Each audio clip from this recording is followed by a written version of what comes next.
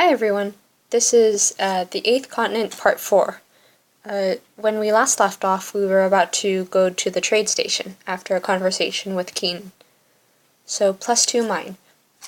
The path through the collapsed buildings in a multifarious ruin twists and turns, but it is easy to pick your way through. A trail has worn itself into the settled debris. Like those who used to commute into the city eastward, now the footpath takes any who wish to get to the trade station to find work, goods to sell, or perhaps simply better luck. Indeed, you are sure that the horse hoof prints that you occasionally spot in the settled dust are those of Keaton's steed, traces of his journey out a few hours ago. Then a cloud of dust, a sudden burst of sound echoing off the angular slabs of broken concrete, voices raised. Turning, you see that somehow Keaton is already hidden amongst the fan-like protrusions of a nearby crushed garden shed. He is waving you over urgently, wordlessly imploring you to take cover.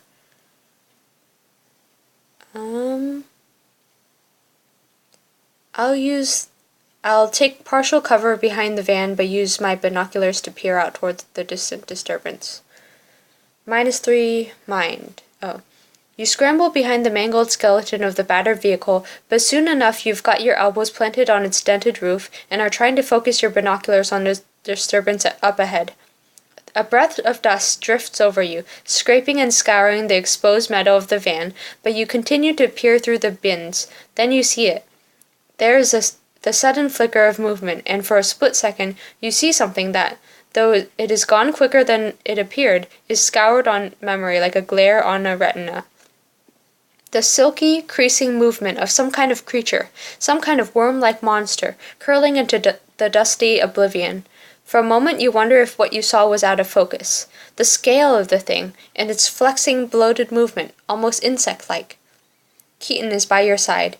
Without taking the binoculars from your eyes, your shaking hands making the now empty image there tremor, you hear your voice as if speaking from miles off. What was that? -5. I don't know, Keaton said. Let's take a look. Before you can protest, Keaton is striding toward that dissipating ash cloud, toward the now featureless patch of ground. Pausing there, he examines the area, peering from side to side. Besides the endless ruin, there's nothing remarkable. A moment later, he turns back, shrugging. But just as he moves, his foot seems to catch on something on the path, something pulling him to the ground. You step away, hand held out in horror, then stumble, your aghast mouth open in silent warning, but then you're falling hard onto the ground, scrambling backwards. What's got hold of Keaton? And Keaton is starting to laugh, picking up something decidedly inert from the floor. Keaton is smacking the clumps of clinging ash from something now in his hands, and he's laughing hard. You're still sat on your backside, and Keaton is holding a grubbied, heavy-looking leather suitcase, while he just dies with laughter. Once you are restored to your feet, and your embarrassment is also lifted away, you both take a moment to consider how this item got left here. There's no one nearby, no footprints in the ash leading to or away from it. It is as if whoever dropped this case was lifted into the sky, or swallowed by the ground, somehow removed without a trace. You wonder what's inside. The only visible marks are the large sweeping curves of dust, where the winds have dragged the ash drift into miniature dunes. Keaton suggests you take the suitcase and then examine the contents once you're a little distance away. But you could insist that you search it here, where you found it.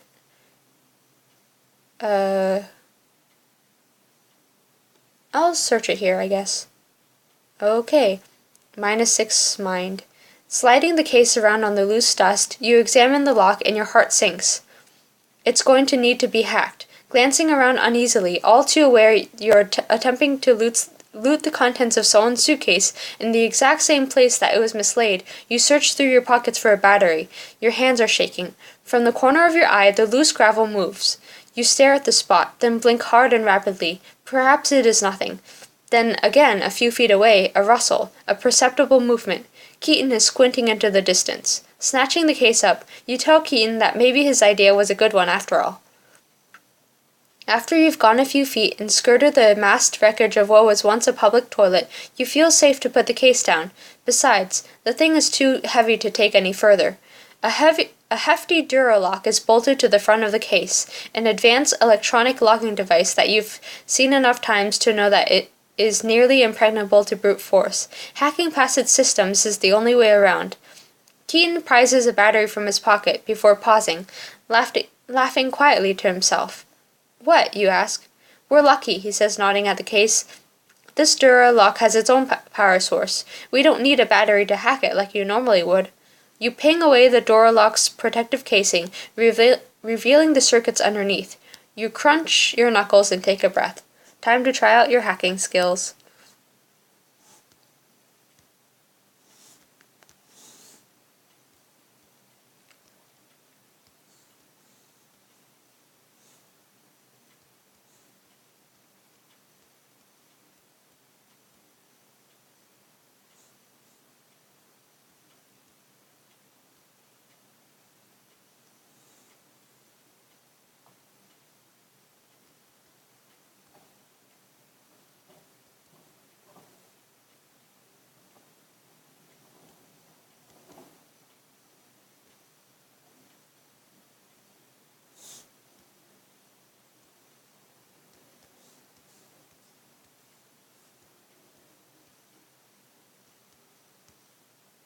Hack successful. I think I was almost out of time. +1 mind. With a sudden beep, the lock whirs, then clicks open. You're in. The suitcase is filled with all the kinds of detritus that gathers in a survivor's kit bag as it comes close to outliving its usefulness. Spent batteries, food wrappers and crushed drink cans, torn rags, crumpled paper, broken tools. Nevertheless, there could be something of worth here. You decide to rifle through the contents while Keaton keeps watch.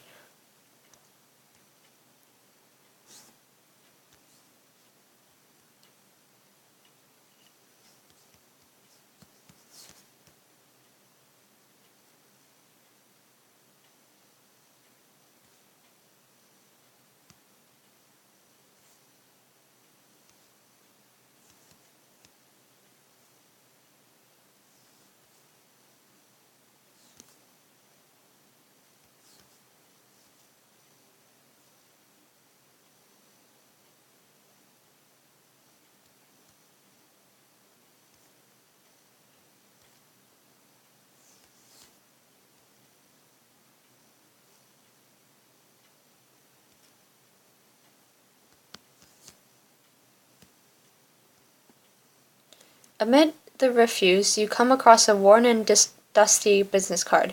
Who is this Titus Lane, you wonder, and will his business card get you a discount at his store? Happy with your find, you decide to be on your way. +1 mind. Just as you are about to leave, you spot something on the ground beside the suitcase. It looks like a scrap of paper, and you almost dismiss it, but something compels you to stoop to pick it up. It is just as well. You have found a special creature-specific combat card. This one is called Man's Best Friend. So attack 0, defense 6, speed medium, prevent opponent from using their card again, always. Should you face any type of dog in combat, you will be able to use this special combat card. It teaches you a simple sleight of hand and turn of phrase that will give you the chance to pacify an attacking canine and leave it open to your calming pronouncements. Useful indeed for a budding dog whisperer like yourself, and while this combat card would be of no use against other types of enemy, it is just the ticket should you face Man's Best Friend. You follow Keaton along the path. -3 mind. Leaving the suitcase behind, you trudge on eastward. The terrain alters from the acres of heaped rubble that represents what was once part of London's eastern suburbs to intermittent ash-swept flatlands of choked public parks. Walking through so much desolation lays a heavy weight upon your heart, leaving you and Keaton both morosely silent. This notorious side effect of the road is what seasoned travelers have come to call the end-day drain, but foreknowledge of the phenomenon doesn't stunt its psychological effects. Suddenly you notice an odd, rhythmic squealing sound piercing the silence. It has crept up on you both, oblivious as you were in your somnambulistic trudge. You flash a questioning look at Keaton as you both instinctively duck behind a toppled telephone box, eyes on the road ahead. Continue.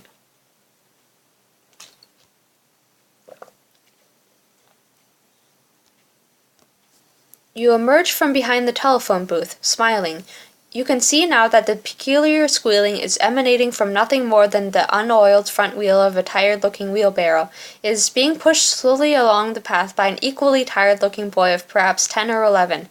The child gives a start, dropping the barrow and causing its meager contents to leap under their tarp covering. Keaton quickly reassures the child that you mean him no harm, a few snatched sentences very quickly establishing that he has seen nothing of anyone who might resemble any of your family. He is simply returning from the trade station. Grubby but lean, and with a quick smile, the boy nods at the barrow. I've more or less run out of stock, but there are a few articles that might still be of interest.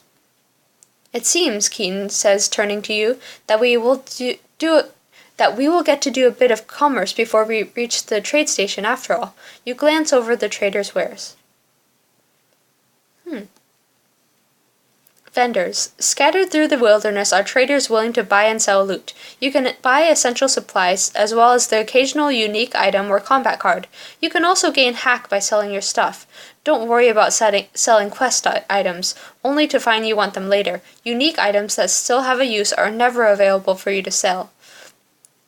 Vendor pages and all the mini-games in this book can be expanded by pressing its maximize button. Okay. So, battery, boiled sweets, insect, pick and mix, provisions, band-aid, handcuffs. Perfect for securing a prisoner. I don't know if I want to sell anything yet. I do have plenty, though.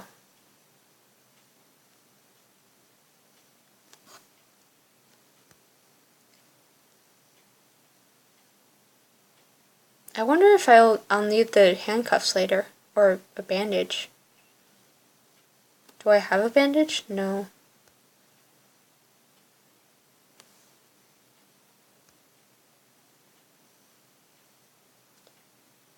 Yeah, I'll get the handcuffs and maybe sell one of each to kind of make it up. Okay.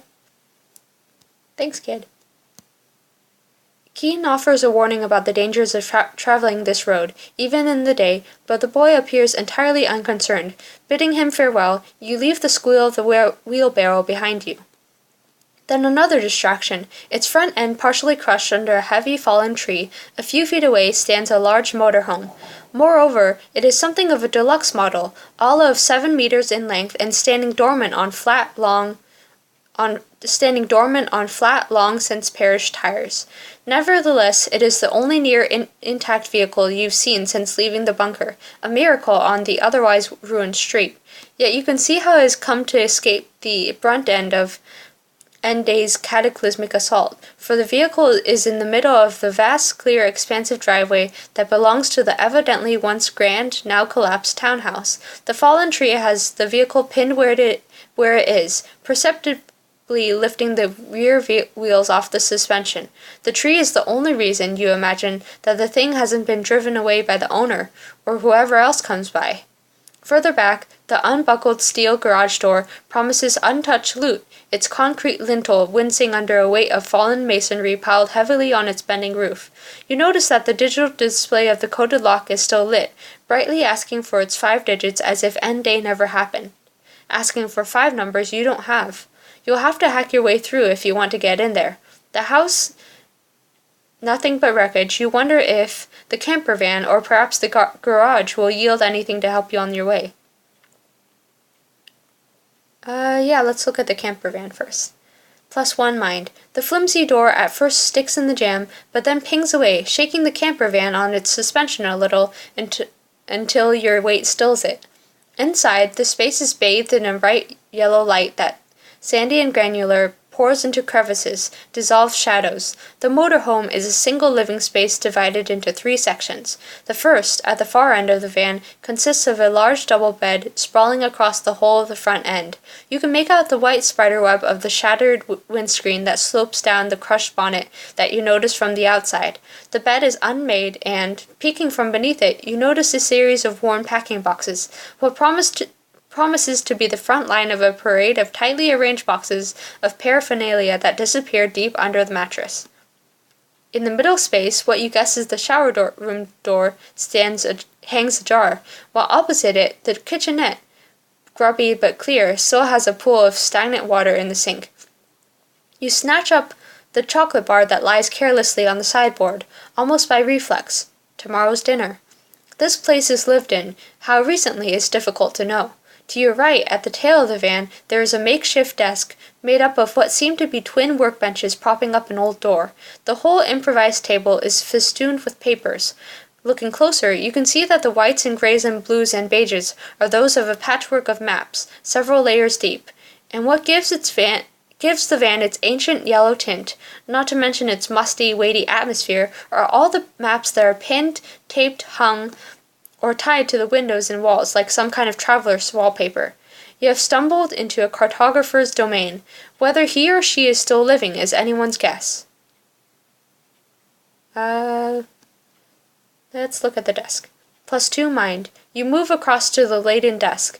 On top of the pile of maps is one that you see now is only partially complete, finely drawn lines of anonymous coastlines slipping off the face of the world, mountain ranges left hanging mid-soar. The paper is thick and luxuriant, stiff and unfolded, and the drawing is meticulous. Such precise work in such a humble setting. But this, evidently the map-maker's latest project, rests amid layer upon layer of other finished maps. Some are well aged, as limp and smooth as layers of skin, while others are damaged or grubby, as if snatched from a burning building on end day or rescued from some distant battlefield. Moreover, many of the countries and continents are familiar, those lost pre-end day contours of the Earth's crust, now permanently changed, forcefully renegotiated when every plate shifted and every volcano erupted just a single year ago. But you also find maps of fictional, fantastical places, Narnia, Mordor, Wessex, and others that you've never heard of, but you suspect are nothing more than spatial hallucinations from an ingeniously fevered cartographer's mind. Then, a torn and muddied aerial photograph, whose title remains scrawled on a torn piece of masking tape, The Eighth Continent, +1 photograph.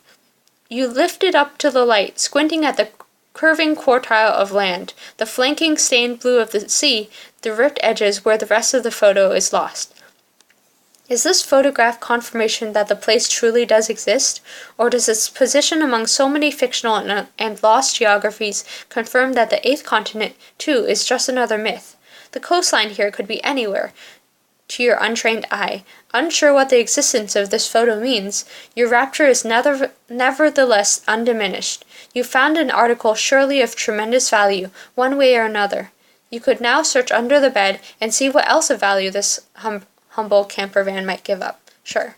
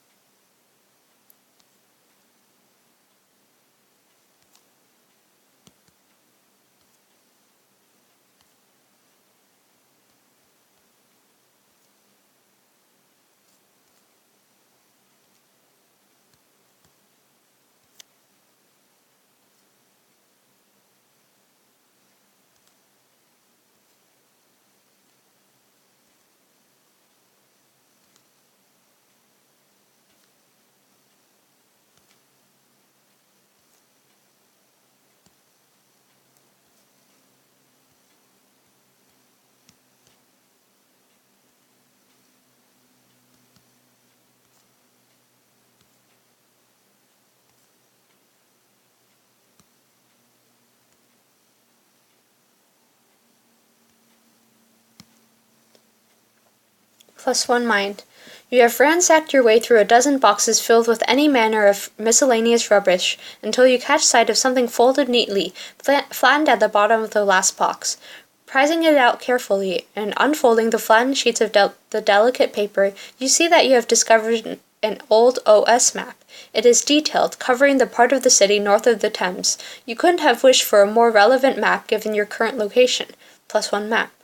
Moreover, the map having been buried under this much detritus, you are sure it is of no value to the owner, and will not be missed. You have no qualms in taking this item, which to you holds such value. There is nothing more of interest. Time to get going. -9 mind. As you open the door of the caravan, you squint into the fiery orange of the descending sun. From here, looking west over the jagged relief of the far street, the rows of houses, horizontal lines like broken needles of a comb, you see Keaton's stationary silhouette. "Let's get going," you say. Then you hear in reply, "What, before I've had my innings?" Dazzled, you take a step backward. You are sure that what you heard was not Keaton's voice, and then you watch as Keaton's shadow seems to divide in two. Shading your eyes, you see now that there is another man standing beside Keaton, holding your friend by the throat with some kind of weapon held under Keaton's jaw. "What?" he asked belligerently. "Before we've had a single over?" As your eyes adjust, you see Keaton's captor. He is a rather feeble-looking man of perhaps 70 years, with frail grey wisps of hair and weak limbs that shake. His skin is shrunken and papery in its grubby, moth-eaten regalia, what looks like old cricket whites. In the light, at first it is possible to miss, but then you see, almost shocking of all, that the man is almost entirely covered in tattoos. Pale and faded blue ink covers his flimsy, wrinkled skin crawls up his arms, envelops his hands, creeps from his neckline, grasps his face like a shadowy projection. Under Keaton's chin, this tattooed old man holds a battered-looking cricket bat, and you've just looted this man's home. You feel weak at the knees. Continue. -3 mind. Recognizing that you can see him now, the old man's voice drops to a whisper. "You want to go before I've even had a good old swing?" Then he is barking venomously. "Hand over whatever you've taken, thief!" It is difficult to make out Keaton's expression in this light, but he certainly looks neither amused nor particularly desperate. It's possible that he is simply waiting for his chance to strike, but is hesitating, given the advanced age of his assailant. While the man looks by no means dangerous, you have been warned about the strength of the insane. It would possibly be unwise not to take him seriously, for, even ignoring the tattoos, he has a deranged look about him. "Give me my things!" he shouts. A cricketer, an obsessive skin artist, and quite possibly a maniac. What will you do?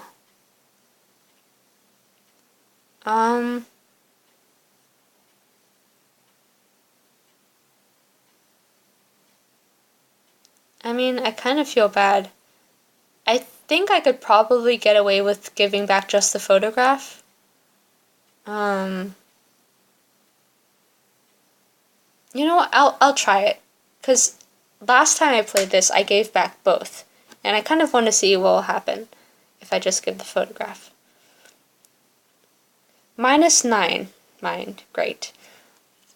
Slowly, and with the solemn dejection of a reprimanded teenager, you hold out the strange aerial photograph. The man drops the cricket bat and, snarling, snatches the aerial photograph from your hands. Stepping away, cradling the torn sheet to his chest like a mother with an ailing newborn, he glances back at you fiercely.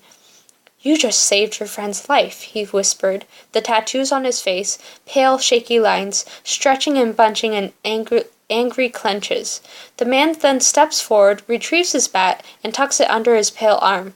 As he steps away from Keaton, you realize how much smaller he is than your friend, how much smaller even than you, shrunken with age and seemingly burdened with something else more philosophical, though no less weighty, standard post-end day drain, or some other brand of disappointment. His head lowered, still smiling in some kind of amused boredom, he shoulders past you, muttering, "Call yourself bandits." It seems he is happy to simply let you leave. You wonder why he seems to value the aerial photograph so highly. You despair at losing something of such apparent worth. Will you ask if the photograph you gave back is of a new landmass, or will you attempt to excuse yourself? Yeah, I'll ask about it. +2 mind. A new landmass, he says, voice muted and distant. Oh yes, and it's newer than anywhere else on Earth. He holds the photograph flat to his chest, smooths out its wrinkled surface as if stroking a beloved rare cat. It's one of a collection of aerial photographs of the 8th continent. You hear Keaton guffaw, turn on his heel, taking a step away, but the old man continues. This photo is one of a series that were taken. A reliable source acquired it for me. You do not want to know what it cost me. More than Hack could afford, but I have it now. Now I need the others. So it really exists? The eighth continent? You find yourself muttering. The man doesn't answer immediately. He holds the image still against his chest. I had this photo burnt into my top right shoulder, in case anyone like you came along to try to take the original, he says, and the rest of the blank space there is for the rest of it. The other photos I don't have yet. Now, I'd have to be crazy to do that if it wasn't a real place, wouldn't I? You decide that faulting his logic may be unwise. What will you say instead? Ask him about my family? +2 mind. The man peers at you sideways curiously. You thought your family might be in my caravan? You clear your throat, say nothing more. He looks down at the ground, scuffs some of the ash to reveal the bare ground below. You are the only people that have been through here for a month. When he looks at you again, you cannot read what lingers there. Sympathy? Understanding? You wonder whether he had a family of his own, why he is alone now. He flicks the ash back over the cleared patch, smooths it over with the side of his shoe. Yeah, what are you doing here? When he grins, the tattoos on his face shift and shrink, his skin wrinkling like cloth on a pull-string bag, and he says, I make maps, and there is always a need. See, land hasn't ever been anything but a whole bunch of rock rafts floating on a volatile sea, especially now. He pulls the sleeve of his shirt up to the armpit. That's why I've got the new world printed to my skin. The new map won't outlast me, the way things are changing. The Earth's skin shrinks and sags and puckers up just the same as mine does. The man is wincing a madman smile, and he's gesturing for you to look at his exposed arm. Keaton says, Well, I never. The UK. He shakes his head. But not as you know it. Never will a cartographer have more work to do than after the apocalypse. The old maps might as well be Narnia and Mordor for all they're worth, though I have to say, I still love them. He laughs now, pulling his shirt out at the back, turning around, still talking over his shoulder. I got a lot of places down pat already, if the truth be told, running out of body. But, he says, turning his back to you, there's one part of the world I really want the goods on. His sinewy torso is awash with faded ink, but now you can see a large patch of blank skin, from shoulder to lower back, an O-shaped gap in the tapestry. To one side of the blank area, burnt onto the skin above his kidney, in the middle of the curved calligraphy of waves, you read the words, Pacific Ocean. I'm heading north soon, looking for more aerial photographs of the eighth continent.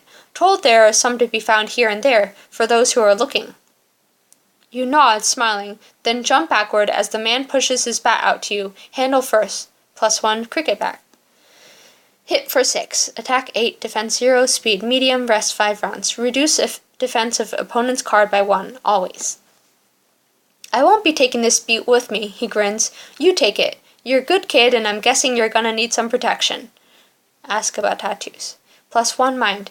What? He says, momentarily seeming genuinely confused. You've never written something on your hand to remember? His laugh is a death rattle that ends in a wheezing anticlimax.